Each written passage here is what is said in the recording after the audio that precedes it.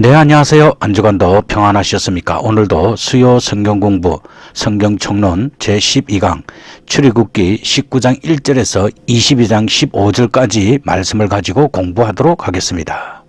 여기에는 시내산에서 하나님께서 이스라엘 백성들과 언약을 체결하시며, 그리고 이스라엘 백성들에게 십계명을 주시고, 그리고 그 외 율법들을 주시는 내용들입니다. 19장에는 하나님께서 시내산에서 언약을 이스라엘 백성들과 체결하게 됩니다. 이스라엘 백성들은 출애굽 후 3개월 만에 르비딤을 떠나 시내 광야에 이르렀습니다. 하나님께서 모세를 시내산으로 부르시고 백성과 언약을 체결하실 것이라고 말씀하셨습니다. 이스라엘 백성이 하나님의 말을 잘 듣고 언약을 지키면 하나님의 소유가 되고 제사장 나라가 되며 거룩한 백성이 될 것이라고 일러 주셨습니다. 보잘것없고 아무것도 내세울 것이 없는 이스라엘을 하나님께서 먼저 선택하시고 언약을 맺으시고자 하시는 은혜를 베푸신 것입니다. 출애굽기 19장 4절에서 6절 말씀에 보면, 내가 애굽 사람들에게 어떻게 행하였음과 내가 어떻게 독수리 날개로 너희를 업어 내게로 인도하였음을 너희가 보았느니라. 세계가 다 내게 속하였나니 너희가 내 말을 잘 듣고 내 언약을 지키면 너희는 모든 민족 중에서 내 소유가 되겠고, 너희가 내게 대하여 제사장 나라가 되며 거룩한 백성이 되리라. 너는 이 말을 이스라엘 자손에게 전할지니라고 말씀하고 있습니다. 이스라엘 백성들은 출애굽을 거치면서 나일 강물이 피로 변한 사건부터 시작하여 애굽의 군대가 홍해 바닷물에 몰사한 사건까지 하나님께서 애굽 사람들을 심판하신 그 놀라운 사건들을 생생히 두 눈으로 목도하였습니다. 이제 하나님은 율법을 베풀기 전 그 구원 사건을 상기시킴으로써 이스라엘을 향한 당신의 사랑을 확정시키고 있는 것입니다. 내용을 살펴보면 독수리 날개로 너희를 업어라는 말씀이 나옵니다. 사랑의 팔로 당신의 백성을 보호, 인도하시는 크신 하나님의 은혜와 능력을 문학적으로 표현한 말입니다. 독수리에 대한 이런 표현은 신명기 32장 10절에서 12절에 보다 자세히 설명되어 있는데, 이미 독수리는 새끼들을 날개하기 위하여 일부러 둥지에서 새끼들을 떨어뜨립니다. 그런 후 주위에서 조심스럽게 지켜보다가 새끼들이 힘에 붙여 떨어질 때는 신속하게 새끼를 받아 새끼들이 해를 당하지 않게 합니다. 이런 방법을 반복함으로써 어미 독수리는 새끼를 강하고 튼튼하게 키웁니다. 이는 하나님께서 이스라엘을 자기 백성답게 양육하기 위하여 광야에서 사랑과 공의로 훈련시키셨음을 설명하고 있는 것입니다. 그리고 세계가 다 내게 속하였나니 라고 하나님은 말씀하십니다. 이 말은 온 우주에 대한 하나님의 정당한 소유권 주장이며 선포입니다. 여기서 특별히 이 말을 한 이유는 여호와가 단지 이스라엘에 국한되는 그런 지역 신이나 그 나라의 나라 신이 아니라는 뜻입니다. 그리고 나아가 그러한 전 우주적 신께서 특별히 이스라엘을 택한 당신의 백성으로 삼았음을 강조하고자 하는 데 있습니다. 그리고 하나님께서는 너희는 모든 민족 중에 내 소유가 되겠고라고 말씀하십니다. 여기서 소유에 해당하는 히브리어 세굴라는 평범한 소유물을 말하는 것이 아니라 특별한 소유물, 즉 아주 귀중한 소유물 또는 매우 값진 소유물을 가리키는 말입니다. 즉 이스라엘 민족이 하나님의 언약의 율법을 지키기만 하면 그들은 세상 민족 중에서 하나님이 가장 귀하게 여기는 백성이 될 것이라는 말입니다. 그리고 제사장 나라가 된다고 말씀하고 있는데, 이 구절은 왕같은 제사장이라는 의미로 번역할 수 있습니다. 이것은 이스라엘이 하나님의 율법을 지켜 행하면 세계를 향한 하나님의 구속 계획을 위해 특별히 선택된 민족으로서 하나님과 열방 사이를 중재하는 제사장이 됨과 동시에 그들을 다스리는 왕권을 가지게 된다는 의미를 내포하는 말입니다. 그러나 이스라엘은 하나님의 말씀에 불순종함으로써 그 특권을 상실하였으며, 오늘날 그 특권은 영적 이스라엘, 즉 하나님을 믿는 성도, 교회에게 주어졌습니다. 그리고 거룩한 백성이 될 것을 말씀하십니다. 이는 다른 세상 민족들과는 구별되는 택함 받은 백성으로서 오직 하나님만을 섬기며 그 뜻을 수행하는 거룩한 백성이 되라는 뜻입니다. 모세가 하나님의 말씀을 그대로 전할 때 백성들은 하나님의 명하신 대로 다 행할 것이라고 맹세하였습니다. 이에 하나님께서는 언약을 위해 백성들에게 성결하고 기다릴 것을 명령하셨습니다. 또한 사면으로 지경을 정하고 백성들이나 짐승을 막론하고 산에 오르거나 지경을 범하지 못하도록 하셨습니다. 하나님의 명령을 받은 백성들은 옷을 빨고 여자를 멀리하며 하나님과의 언약을 준비하였습니다. 언약을 위해 백성들이 준비하고 있는 3일 아침에 우리와 번개와 구름이 산 위에 있고 나팔 소리가 크게 들려 모세가 백성들을 이끌고 하나님을 맞으려고 나와 산 기슭에 섰습니다. 이때 연기가 자욱하고 여호와께서 불 가운데서 강림하시니 온 산이 진동하였고 여호와께서 산 꼭대기에 강림하시고 모세를 부르셨습니다. 하나님께서는 어떤 곳에서도 볼 수 없는 영광과 권능으로 강림하신 것입니다. 여호와께서 모세에게 백성들을 위한 금지 조항을 말씀하셨습니다. 백성들이 여호와를 보려고 금지 구역을 범하지 못하도록 하고 제사장들과 몸을 성결히 하도록 명령하셨습니다. 그리고 아론과 모세만이 하나님을 만나러 올라오도록 하였습니다. 이 모든 것은 백성들이 하나님의 거룩하심을 범하다가 죽게 되는 것을 막기 위함이었습니다. 하나님의 거룩하심은 인간으로서는 감당할 수 없기 때문입니다. 출애굽기 20장에는 십계명에 대한 말씀이 나와 있습니다. 십계명은 유대교와 기독교 신앙의 원천이며 중심이 됩니다. 그리고 오늘의 삶에도 여전히 하나님과 사람의 관계성에 대한 중요한 계명이 됩니다. 물론 그리스도 예수에 의한 새 계명, 즉 서로 사랑하라는 것과 동일선상에 있는 하나님과 인간과의 올바른 상태를 위한 계명인 것입니다. 바로 사랑은 모든 계명의 본질이며 율법의 완성이기 때문입니다. 십계명은 세 부분으로 구분할 수 있습니다. 첫 번째로는 하나님께 대한 계명입니다. 출애굽기 20장 3절에서 11절 말씀입니다. 그리고 두 번째로는 개인의 윤리적 계명입니다. 출애굽기 20장 12절에서 15절 말씀입니다. 그리고 세 번째로는 이웃에 관한 계명들입니다. 출애굽기 20장 16절에서 17절로 구분할 수 있습니다. 십계명의 의미를 각 계명별로 핵심 사항은 다음과 같습니다. 1. 하나님께 대한 계명, 출애굽기 20장 1절에서 11절. 하나님께서 모세에게 이스라엘 백성이 지켜야 할 십계명을 주시면서 이스라엘을 애굽 땅 종되었던 집에서 인도하여 낸 하나님 여호와라고 자신을 일러 주셨습니다. 이것은 이스라엘 백성이 십계명을 지키는 것이 마땅함을 일깨우기 위함이었습니다. 즉 하나님은 이스라엘을 구원하신 구원자이시고 또 애굽에서 건져내실 만큼 능력 있는 분이심을 상기시키고 있습니다. 그 이유는 이스라엘로 하여금 하나님의 은혜에 감사하며 그의 계명을 지킬 법적 의무가 있음을 주지시키기 위함입니다. 이런 점에서 이는 십계명의 서문이라고 할 수 있습니다. 우리는 여기서 하나님이 창조주의 권위나 심판주의 위엄으로서가 아니라 구속주의 사랑으로서 당신을 소개하며 계시하시고 계신 점에 유의해야 합니다. 제1계명, 너는 나 외에 다른 신들을 내게 있게 말지니. 의 계명은 다실론 시대의 유일신 신앙의 강조로 중요한 의미를 갖습니다. 특히 오늘날과 같은 종교다원주의 시대에 있어서 유일신 신앙에 대한 강조는 아무리 강조해도 지나치지 않습니다. 참된 신앙은 유일하시고 보편적인 하나님 신앙에 관련되며 하나님은 종교와 체제 그리고 이념을 넘어선 신들 위에 계신 분이십니다. 제2계명, 너를 위하여 새긴 우상을 만들지 말고 그것들을 섬기지 말라고 말씀합니다. 이 계명은 우상 숭배의 배격과 영적인 하나님 인식을 필요로 합니다. 인간의 욕구 안에는 어떠한 대상을 신격화하고 그것을 숭배하는 경향이 있습니다.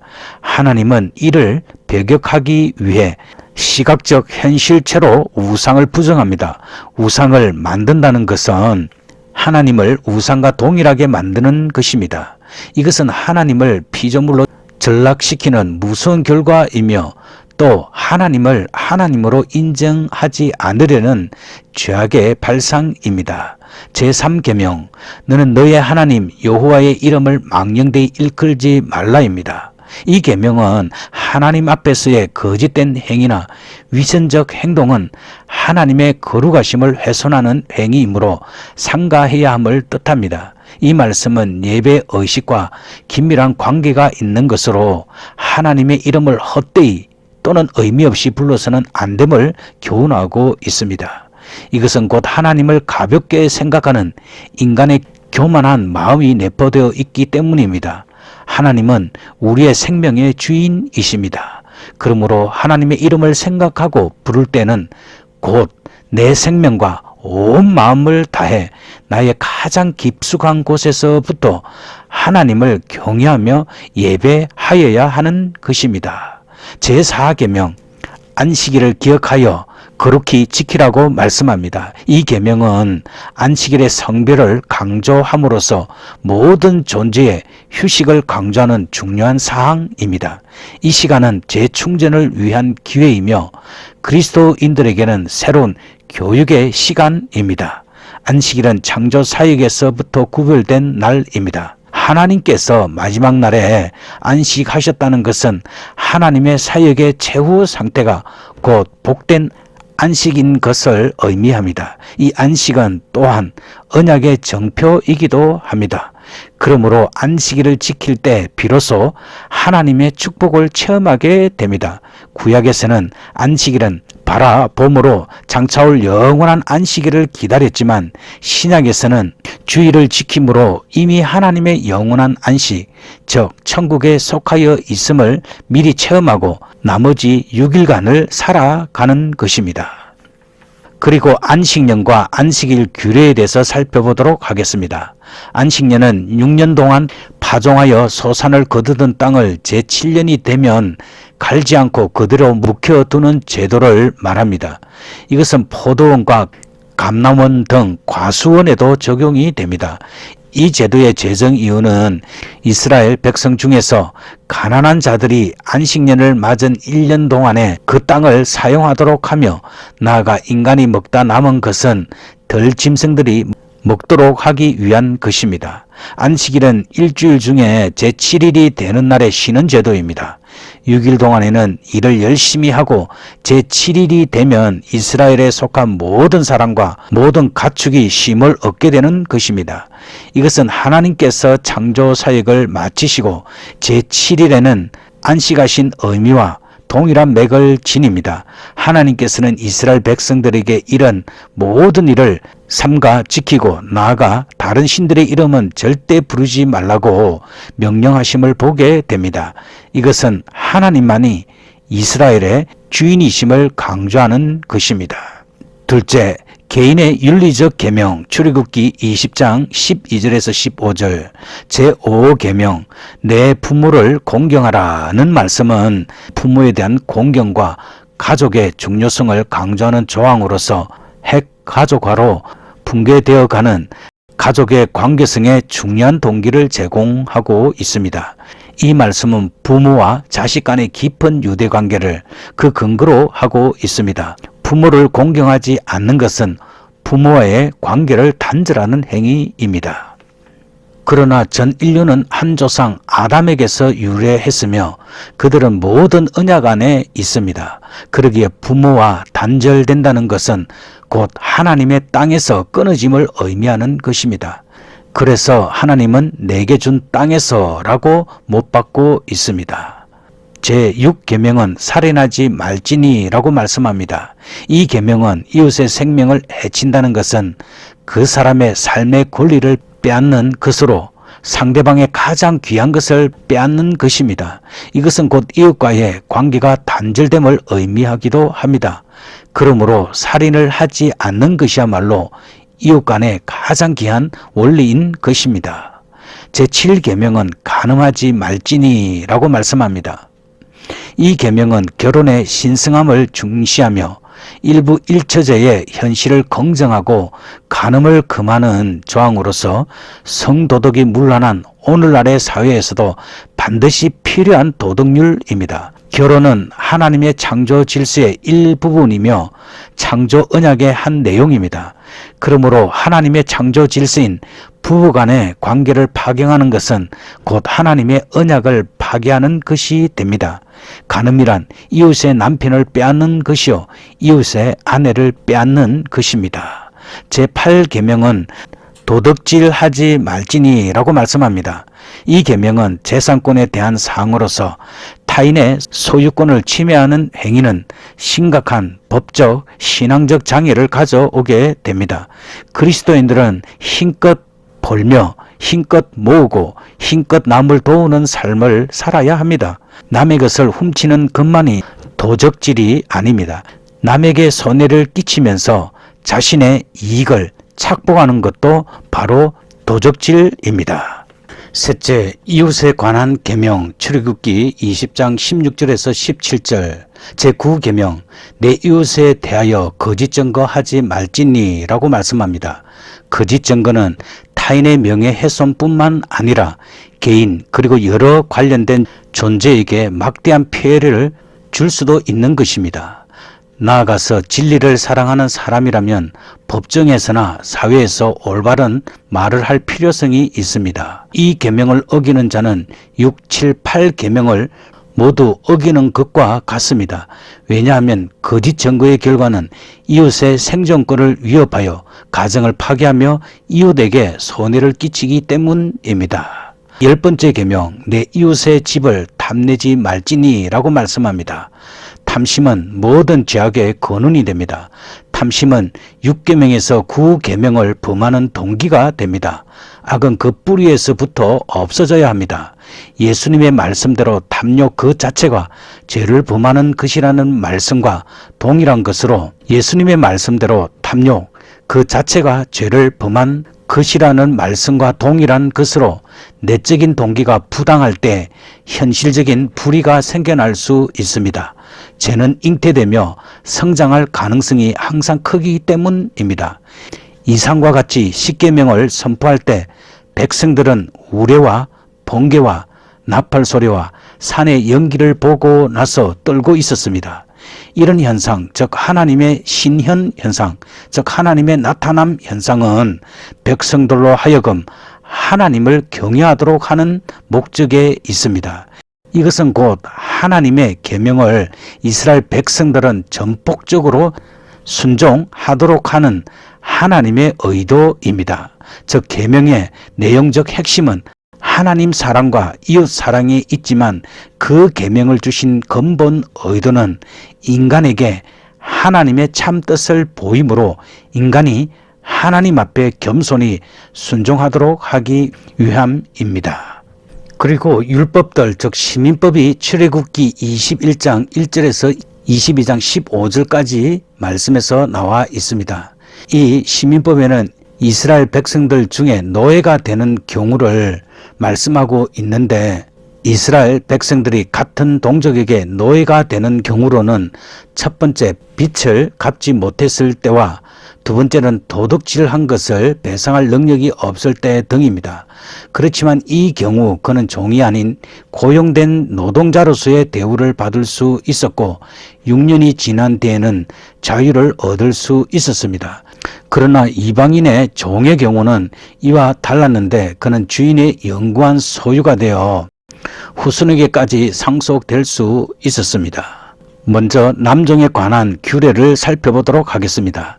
이스라엘 백성이 동족인 히브리 사람을 종으로 사면 6년 동안만 섬기고 7년째는 반드시 해방시키도록 하였습니다. 또한 해방시킬 때 아무런 값도 받지 못하게 규정하고 있습니다. 이는 하나님의 택함을 받은 동족끼리 영원토록 종과 주인이 되어 공동체 안에 계급이 생기게 되므로 사랑과 화평보다는 불안과 갈등이 생기는 것을 방지하기 위함이었습니다. 히브리 종을 해방시킬 때 아무 값없이 해방시키며 또한 종이 될 때와 동일한 상황에서 해방해야 합니다. 따라서 히브리 종을 해방시킬 때는 아무 값없이 해방시키며 또한 종이 될 때와 동일한 상황에서 해방해야 합니다. 그래서 주인이 주어서 삼은 아내와 자식은 해방되지 않고 주인에게 속하게 되며 만일 종이 아내와 자식을 위해 해방되지 않겠다고 하면 재판관을 통해 귀를 송곳으로 뚫고 영원히 상전을 섬기도록 하였습니다. 이는 악한 자와 더불어 주인의 재산상의 이익을 보장하며 동시에 인간적인 관계를 유지할 수 있도록 하려는 공동체에 대한 하나님의 세심한 배려를 보여주고 있습니다. 이처럼 7년 만에 종에게 자유를 주는 제도는 히브리인들의 안식년 및 희년 제도와 밀접히 관련되어 있는 것만은 분명합니다. 둘째, 여종에 관한 규례. 여종의 경우에는 남종과 같이 나오지 못하는 경우가 있습니다. 이는 주인이 여종을 첩으로 삼았을 때입니다. 이때도 주인이 더 이상 여종과 관계하지 않으면 자유로운 신분으로 풀어줘야 합니다. 만일 여종을 아들에게 주기로 하였으면 딸과 같이 대하여야 합니다. 당시 사회는 특히 여자들에게 불리한 남성 중심의 사회였기 때문에 하나님께서는 더욱 소외되기 쉬운 여종을 보호하시기 위해 규례를 주신 것입니다. 만일 주인이 여종을 버리고 다른 여자를 첩으로 취하거나 결혼하는 경우에는 여종의 의복과 음식을 제공할 뿐만 아니라 동침하는 것도 끊지 못하게 하였습니다. 그리고 이러한 의무를 이행하지 않을 때는 속전을 내지 않고 거저 나가도록 하여야 합니다. 주인의 집에서 쫓겨난 여종은 특히 생계 능력이 없기 때문에 이를 보호하려는 의도와 의복과 음식 외에 중요한 성적 행복의 권리를 보장하려는 의미를 담고 있습니다. 셋째, 살인과 폭력에 관한 죄. 출애굽기 21장 12절에서 27절. 여기에서는 사형 대상에 관해 말씀하고 있습니다. 실수로 살인한 경우에는 그를 위하여 피할 곳을 두게 하셨으나 4가지 경우는 반드시 죽이도록 하셨습니다. 즉 계획적으로 이웃을 죽인 경우와 압이나 어미를 치는 자는 반드시 죽일 것이며 사람을 후려 종으로 팔거나 자신이 부리는 자와 압이나 어미를 저주하는 자 또한 반드시 죽이도록 하였습니다. 특히 부모에 대한 죄는 살인과 같이 중대한 죄로 여김을 알 수 있습니다. 또한 폭력에 관한 처벌 규정도 상세하게 나타나고 있습니다. 상호간에 싸우다가 상해를 입힌 자는 손해를 배상하고 종을 때린 주인은 종이 죽지 않은 경우는 형벌을 면하도록 하였습니다. 또한 싸우다가 아이 뵌 여인을 다쳐 낙태케 하면 남편의 청부를 따라 재판장의 판결을 조차 손해를 배상하되 다른 해가 있으면 손은 손으로 눈은 눈으로 똑같이 갚도록 하였습니다. 또한 주인이 종의 신체에 상해를 입힌 경우에는 대신 자유인으로 해방시켜 주도록 하였습니다. 그리고 우리가 오해하지 말아야 될 말씀이 바로 손은 손으로 눈은 눈으로 똑같이 갚도록 하였다라는 것입니다. 우리 인간에게는 내가 어떤 손해를 받으면 더 많은 보복을 하려고 하는 그런 의도가 다 들어 있습니다. 근데 하나님께서는 내가 손해본 것과 똑같이 갚도록 하여서 다른 사람에 대한 해를 더 하지 못하도록 하나님께서 법으로 주신 것입니다. 그리고 넷째는 피해 보상에 관한 규례입니다. 여기에는 가축이 사람을 상해한 경우와 가축끼리 상해를 입은 경우에 어떻게 배상해야 될지를 말씀하고 있습니다. 소가 남자나 여자를 받아서 죽이면 소는 돌에 맞아 죽고 고기는 먹지 못하며 임자는 형벌을 면하나 만일 소가 평소에도 사람을 받는 버릇이 있어 경고를 받았다면 소 임자는 소와 같이 돌에 맞아 죽도록 하였습니다. 그러나 속전을 명하면 속전으로 갚을 수가 있었고, 특히 타인의 종을 죽였을 경우에는 은 30세겔에 속전을 종의 상전에게 줌으로써 형벌을 면할 수 있었습니다. 만일 사람이 구덩이를 그냥 두어 가축이 빠져 죽으면 구덩이 주인이 손해를 배상하고 고기는 자신이 차지하게 됩니다. 또한 가축들끼리 서로 싸우다가 죽이면 산 가축이나 죽은 가축을 팔아 이익을 양자가 반분하도록 하였습니다. 한편 죽인 가축이 평소에도 받는 버릇이 있으면 같은 가축으로 배상하며 죽은 고기는 자신의 차지가 될 것입니다. 이처럼 율법은 고의적인 경우에는 중대한 죄로 여김을 알 수 있습니다. 5. 손해배상에 관한 규례는 출애굽기 22장 1절에서 6절 말씀에 나와 있습니다. 여기에는 절도와 과실로 인한 손해배상이 나와 있습니다. 사람이 소나 양을 도적질하여 잡거나 팔면 소는 5배로 양은 4배로 배상을 해야 합니다. 그리고 도적을 죽여도 피 흘린 죄가 없습니다. 단 해가 돋은 후에는 죄가 있게 됩니다. 한편 도적은 반드시 배상을 하고 없으면 몸을 팔아서라도 배상해야 합니다. 그러나 도적질한 짐승이 살아 있으면 갑절로 배상하면 됩니다. 이처럼 도둑질에 대해서는 매우 엄중한 벌로 다스림으로 범죄를 방지하고자 하는 것입니다. 사람이 밭에서나 포도원에서 짐승을 먹이다가 남의 작물을 먹게 하였으면 자기 밭에서 제일 좋은 것으로 배상하여야 하며, 불이 나서 가시 나무에 미쳐 낯가리나 거두지 못한 직물을 태우면 불러온 자가 배상을 해야 합니다. 이처럼 과실에 의한 손해는 도적질과 달리 동일한 양으로 손해배상을 하게 하므로 범죄에 의한 것과 실수에 의한 것을 철저히 구별하고 도덕성을 강조하고 있습니다. 그리고 출애굽기 22장 7절에서 15절 말씀에는 보관물과 차용물의 배상 규례에 대해서 말씀하고 있습니다.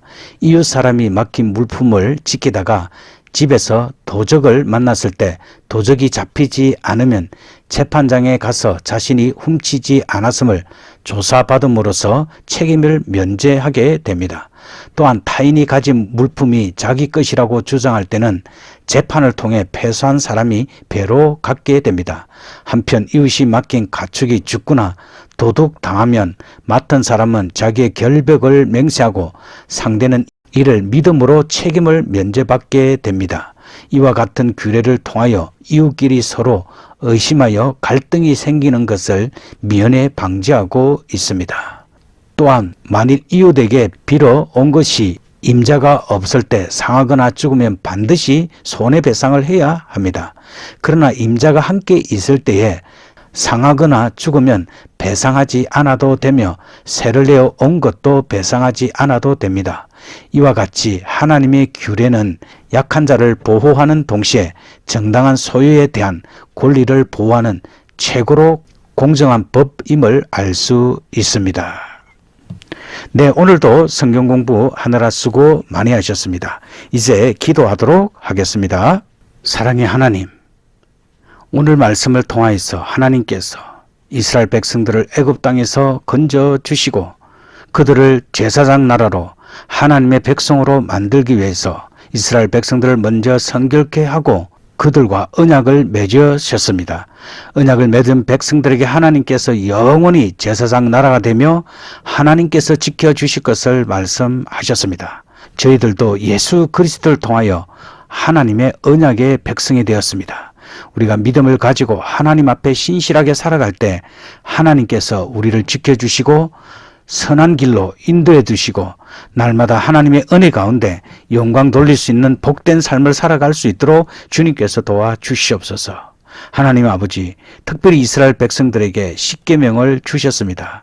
이 십계명을 통하여서 하나님을 어떻게 섬기며 또한 하나님을 향한 절대 순종과 인간에 대한 사랑, 화목을 가르치신 것을 알 수 있습니다. 하나님 아버지, 우리가 이 십계명의 의미를 바르게 깨달아 우리의 마음과 뜻과 정성을 다하여 하나님을 사랑하며 또 내 이웃을 내 몸과 같이 사랑할 수 있는 귀하고 복된 삶을 살아갈 수 있도록 주님께서 도와주시옵소서. 하나님, 우리가 타인에 대한 존중, 또한 정직, 성실, 그 사람의 깊은 곳까지 이해할 수 있는 저희들이 될 수 있도록 주님께서 우리들에게 성령으로 깨닫게 하여 주시옵소서. 하나님 아버지, 우리의 삶이 항상 예배하는 삶, 기도하는 삶, 신앙 가운데 주님을 뜨겁게 사랑하는 삶을 살 수 있는 저희들이 될 수 있도록 주께서 도와 주시옵소서. 우리에게 무너져 있는 도덕적 가치를 더욱 귀중하게 생각하며 살아갈 수 있는 저희들이 될 수 있도록 주께서 도와 주시옵소서. 저희들의 개인 및 영적 성장을 하나님께서 주신 이 말씀을 지켜나가고 하나님과 사람 앞에 실천함으로 더욱 성장하는 그리스도인으로 살아갈 수 있도록 저희들을 인도해 주시옵소서.